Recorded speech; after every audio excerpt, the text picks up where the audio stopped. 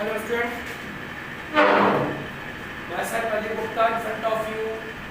After completing first unit electrostatics, I am going to explain current electricity, unit 2 of your board exam syllabus, current electricity. In this unit we discuss about the charge is in motion. Whenever the charge starts to move from one point to another due to the potential difference between 2 points through a medium, then we study about the current electricity. Which type of quantities are related to current, what is the property of electric current, and what is the applications of electric current we will discuss in this unit 2, current electricity. Let's see.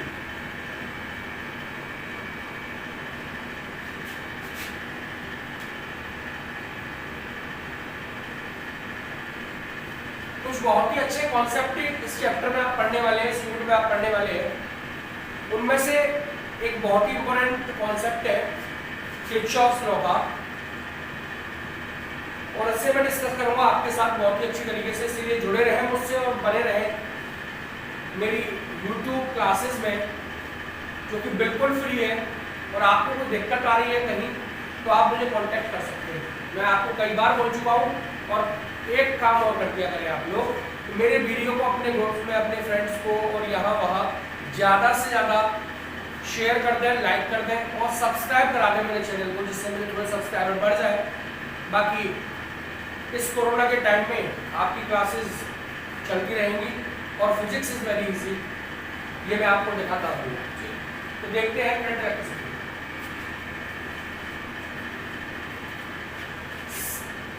Unit का सबसे पहला topic है electric current. थोड़ा सा the rate of flow of charge is called electric current. It is denoted by I, और I equal to Q upon D। Its SI unit is ampere. It is a scalar quantity. Simple, the rate of flow of charge is called electric. बहुत सारे तरीके हैं इस definition को कहने के, और बहुत टाइप से आप पढ़ते आ रहे हैं इसको, तो आपको कोई दिक्कत नहीं आएगी। I equal to Q upon G is the formula. इस फॉर्मूले को मैं ऐसे भी यूज करता हूँ, Q equal to I to the formula. No tension, बन जाएगा, कोई दिक्कत नहीं। इलेक्ट्रिक करंट के बाद एक और नया टॉपिक आता है electric resistance. The oppose offered by the material of any conductor in the flow of charge is called electric resistance. बोला सर, जब भी कभी किसी कंडक्टर वायर से किसी मटेरियल से करंट फ्लो होता है, तो उसके फ्लो में एक अपोज ऑफर करता है material. This oppose is known as electric resistance. It is denoted by capital R, and R equal to होता है V upon I। SI unit is ohm. Clear is it? Yes sir, ठीक। Electric resistance ये भी आप लोग पढ़ चुके। Electric resistance के बाद एक और नई क्वांटिटी आती है आपको जिससे रिलेटेड है, which is known as current density. मैं आपको यहाँ सारी डेफिनेशंस बताने वाला हूँ। नोट करते हैं, J से और G होता है I upon A। The electric current per unit area of cross section of the conductor wire is known as current density. Denoted by J। J से नोट करते हैं और इसकी यूनिट हो जाएगी ampere per metre. No tension. और भी कुछ डेफिनेशंस हैं, तो यहाँ आप लोगों को एक बार में सारी डेफिनेशंस पढ़ लेनी चाहिए। उसके बाद मैं आपको सारे डेरिवेशंस कराने वाला हूँ। पहले डेफिनेशंस, फिर डेरिवेशंस।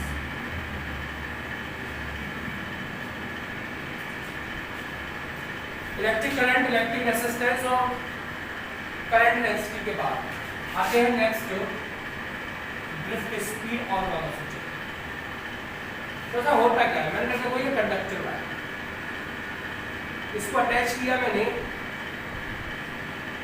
एक बैटरी से। तो ऐसा रैंडमली इलेक्ट्रॉन यहाँ, जो फ्री इलेक्ट्रॉन्स है वो इधर उधर यहाँ वहाँ ऐसे वैसे सब इस तरीके से होंगे। अगर मैंने यहाँ को ओपन किया हो, जिसका मन जैसे आएगा वैसे।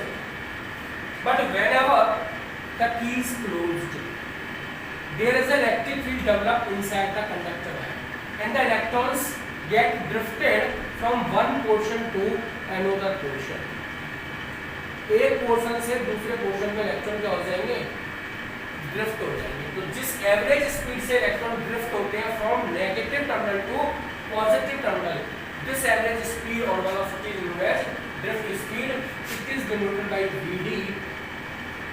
Vd इक्वल टू एवरेज होगा तो V1 + V2 delta test Vn/n। ठीक है। The average speed with which the electrons are drifted from negative terminal to positive terminal, it is known as drift speed। क्या बोलते हैं आप उसे, ड्रिफ्ट स्पीड बोलते हैं, Vd। ठीक। और होगा क्या, बोला सर इस पोर्शन के इलेक्ट्रॉन यहाँ आएंगे, उसी टाइमिंग में इसके यहाँ, इसके यहाँ, इसके यहाँ, इसके यहाँ, इसके यहाँ, इस तरीके से होगा। इसीलिए at the instant of time whenever the key is closed, the circuit is completed and the circuit is on। जैसे ही मैंने की को क्लोज किया उसी टाइम पर सेम टाइम पर there is no lag of time. क्यों, क्योंकि बोला सर हर पोर्शन के इलेक्ट्रॉन ट्रांसफर होते रहते हैं। This is only one condition at which we can explain after some time the current in any conductor और एनी अप्लायंसेस गेट कांस्टेंट। यानी किसी भी अप्लायंस में करंट की वैल्यू कुछ टाइम के बाद कांस्टेंट होती है। क्यों, क्योंकि सर मान लीजिए यहाँ इस पोर्शन में 2 इलेक्ट्रॉन फ्री थे, वो यहाँ पहुँच गए, या 4 थे वो 4 पहुँच गए, यहाँ 1 ही था वो 1 पहुँचा। तो यहाँ पहले स्टार्टिंग में क्या होगा, वेरिएबिलिटी। ठीक है, स्टार्टिंग में वेरिएबिलिटी होगी, नो टेंशन एट ऑल। लेकिन कुछ टाइम के बाद क्या होगा, जैसे ही 2 इलेक्ट्रॉन इस पॉजिटिव टर्मिनल में पहुँचेंगे, नेगेटिव वाला 2 इलेक्ट्रॉन रिलीज कर देंगे। अब हर बार कितने पहुँचेंगे, 2 ही 2। इसीलिए करंट की वैल्यू कांस्टेंट कब होगी, कुछ टाइम के बाद होती है। लेकिन जैसे ही आपने की ऑफ की ऑन करते ही करंट क्या होगा, इंस्टेंटली फ्लो हो जाएगा। ठीक है, ठीक। और देखते हैं ये ड्रिफ्ट स्पीड आ गई और एक डेफिनेशन आती है, this is known as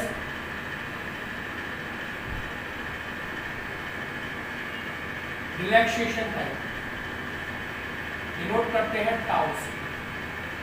it is what the time required to complete to successive collision known as relaxation time। एक जगह इलेक्ट्रॉन टकराएगा, उसके बाद जब दोबारा जाके टकराएगा उतने बीच में जितना भी टाइम उसे लगा, this time is known as relaxation time. उस टाइम को क्या बोलते हैं, रिलैक्सेशन। थोड़ा सा इलेक्ट्रॉन टकराते कहाँ पे, मैंने अपोज ऑफर करने वाली बात बताई थी ना, ये तो फ्री इलेक्ट्रॉन से तो मूव कर जाएंगे, लेकिन इनके पास बैलेंस इलेक्ट्रॉन भी तो होंगे जो रास्ते में अटके हैं, कहीं हिल नहीं रहे, उससे इलेक्ट्रॉन आगे टकराएगा। टकराने का मतलब रास्ता बदलेगा, इससे आगे टकराएगा। इस इलेक्ट्रॉन पहले वाले से लेके दूसरे वाले तक जाने में इलेक्ट्रॉन जो मूव कर रहा था वो रिलैक्स रहा, that's why this time is known as relaxation time. It is denoted bye tau और इसकी यूनिट वही होगी जो टाइम की होती है, that means second. Clear.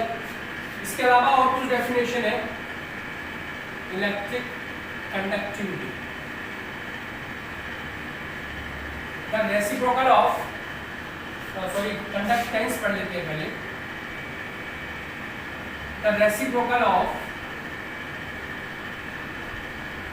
Resistance is known as electric conductance. Its SI unit is MHO, उल्टा ही करते हैं जस्ट ओम का। ठीक है, या ओम इनवर्स भी बोल देते हैं, आप कहीं सीमेंस भी बोलते हैं, ओम इनवर्स, महो एक्सेट्रा। यानी रेसिस्टेंस का रेसिप्रोकल क्या कहलाता है, कंडक्टेंस। एक और इंपॉर्टेंट डेफिनेशन आती है यहाँ पे, mobility। Mobility is defined as the drift speed per unit electric field Vd upon E। It is known as by mu mobility। mu से रिप्रेजेंट करते हैं और Vd और E के रेशियो को क्या बोलते हैं आप, मोबिलिटी। एक और डेफिनेशन आती है resistivity. It is defined as the, denoted by rho, and it is defined as the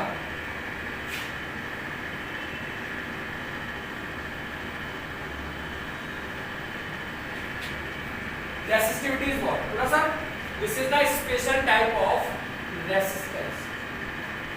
special type of resistance मतलब पूरा resistance ही है ये टाइप से। But whenever we discuss or calculate the resistance of wire per unit length is known as resistivity। Simple word में तो बात। और दूसरी बात की जाए तो थोड़ा सा दूसरे वर्ड में ये बात अगर चेंज की जाएगी तो इसकी कुछ ऐसी आती है कि रो इक्वल टू आता है R A upon L, where A is the area, L is the length of wire, R उसका रेजिस्टेंस। कोई दिक्कत नहीं, देख लीजिए आप एक बार इसे।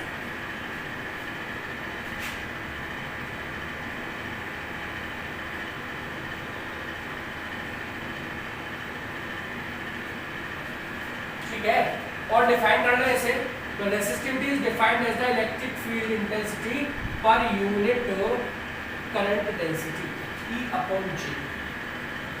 ठीक, E को लगा सकता हूँ मैं V अपॉन N और J को लगा सकता हूँ I अपॉन A, उसके हिसाब से V अपॉन I बन जाएगा R, और वही फॉर्मूला मिलेगा जो मैंने आपको ऊपर डिस्कस किया है I upon A। But the resistivity never be depend upon area and never be depend upon length, because this formula is such a type R equal to rho L upon A, rho le, R equal to rho le, length sorry resistance is depend upon length, directly proportional, resistance inversely proportional on area। यानी length बढ़ने पर resistance wire का बढ़ जाता है और area बढ़ने पर रेजिस्टेंस घट जाता है। इसीलिए हम लोग जब भी करंट को फ्लो करने की बात करते हैं एक प्लेस से दूसरी प्लेस पे, तो थिकर वायर यूज की जाती है क्योंकि उसका रेजिस्टेंस कम होता है। ठीक, अब कंडक्टिविटी, मतलब reciprocal of resistivity is known as conductivity. It is denoted by sigma, sigma equal to 1 upon rho, और सिग्मा इक्वल टू क्या हो जाएगा J अपॉन E, या फिर एक फॉर्मूला और बन जाता है J equal to sigma E। कई बार काम आएगा। ये कुछ डेफिनेशंस थी जो आपको पता होनी चाहिए इस चैप्टर की इनिशियली शुरुआत में। अब बात करता हूं मैं इस चैप्टर में से कुछ और चीजों की, जैसे relation between I and BD important है। देखें, relation between I and BD, it is what, sir एक कंडक्टर वायर है जिसकी लेंथ मैंने मान लिया कितनी है L, यहाँ से इलेक्ट्रॉन किसी स्पीड से n electrons per unit volume है, VD स्पीड से यहाँ मूव करना स्टार्ट कर दिया उन्होंने। इसका क्रॉस सेक्शन एरिया कितना है 1। मैंने कहा ठीक है, कोई दिक्कत नहीं। बोला सर यूनिट वॉल्यूम में नंबर ऑफ इलेक्ट्रॉन्स n, तो टोटल वॉल्यूम में कितने होंगे? तो सर NaN वॉल्यूम मल्टीप्लाई करें, this is the total number of electrons, so charge equal to total number of electrons into E, but also Q equal to IT, तो IT equal to NaLe, I equal to NaLe over T, I equal to L upon T बन जाएगा VD, तो NaVDE, this is the relation between I and VD। और एक relation और निकाल सकता हूँ मैं, I upon K equal to NVDE, it's become J equal to NVDE, this is the relation current density and drift speed। देख लीजिए आगे,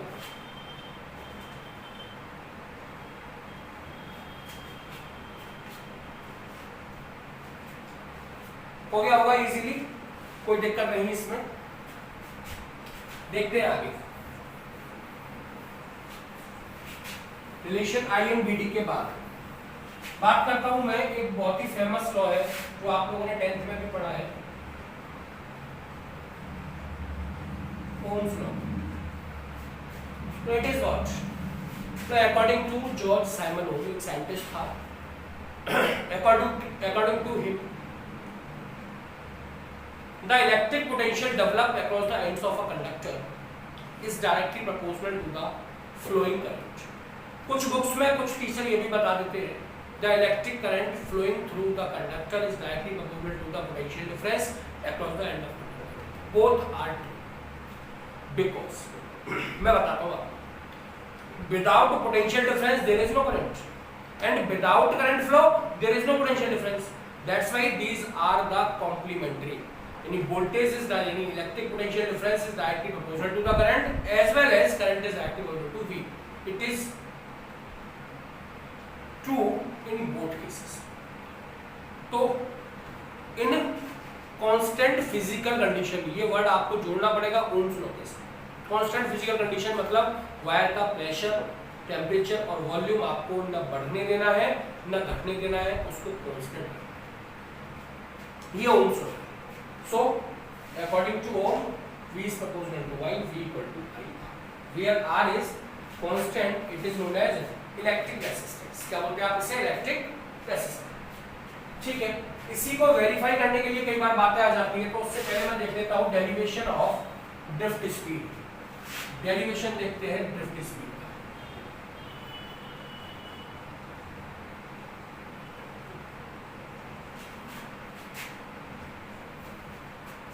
We know that Vd equal to V1 plus V2 dash Vn over n, but V equal to होता था U plus AT, T की जगह tau आ जाएगा, time ये tau. So Vd equal to U1 plus A tau 1, U2 plus A tau 2 dash Un plus A tau n over Vd equal to मैं इसे ऐसे भी लिख सकता हूँ,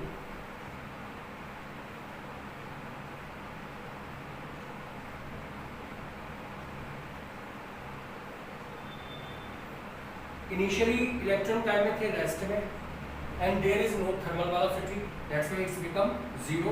तो ए और इसको मैं टाउ लिख सकता हूँ एलिप्स एंगल, Vd इक्वल टू ए टाउ, ऐसे भी बोल सकते हो आप, या फिर ऐसे कर सकते हो कि यहाँ जो फोर्स डेवलप हुआ इट इज ई क्यू, याद करें E equal to F upon Q।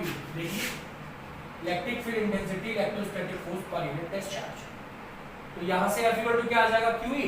और इलेक्ट्रॉन की बात कर रहा हूँ तो चार्ज Q की जगह पे क्या आएगा? E, और E develop the acceleration, that's why it's become equal to the ma, और A इक्वल टू हो जाएगा EE अपॉन m या फिर EV upon ml। What is the value of A on putting value? we get Vd equal to EV tau over ml। Here this is the derivation of Vd, clear। अब यहीं से मैं आपको Ohm's law का verification दिखा रहा हूँ। मतलब we know that I equal to क्या था? NaVdE और Vd equal to EV tau over ml। What is the value of Vd? We get I equal to Na EV tau ml E, I equal to Na E square tau over ml into V, या फिर V upon I equal to ml over V upon I equal to क्या होना चाहिए फिर? Plus sir R सब कुछ constant है, तो V upon I equal to R, where R equal to, और R इक्वल टू क्या होता था? Rho L upon A, L से एल, ए से ए, तो रो इक्वल टू क्या आ जाएगा? M over N A E square, sorry N E square. Resistivity का ही फॉर्मूला, कई बार ये भी पूछ रहे हैं, देख लें एक बार इसे, और इजी है, कोई दिक्कत आए तो आप मुझसे पूछ सकते हैं। ठीक है, आज के लिए इतना काफी है। डेफिनेशन और डेरिवेशन आपको हो चुके हैं। नेक्स्ट लेक्चर में यानी नेक्स्ट वीडियो में मैं आपसे डिस्कस करूंगा Kirchhoff's current law and Kirchhoff's voltage law. Thank you, have a nice day, stay remain at home, stay safe from corona. Corona से बचे रहें क्योंकि बचाव ही सुरक्षा का उपाय है। Thank you.